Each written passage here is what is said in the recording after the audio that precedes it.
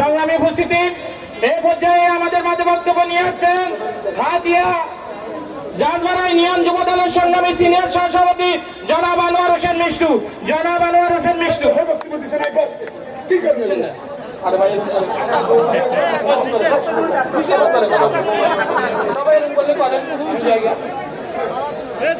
সংগ্রামী উপস্থিতি,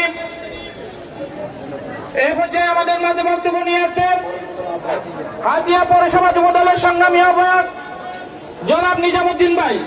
জনাব নিজামুদ্দিন ভাইকে তার বক্তব্য দেওয়ার জন্য বিনীত অনুরোধ করছি।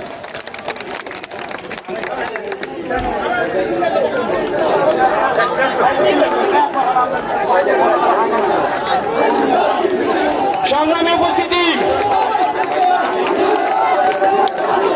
নেতৃত্বে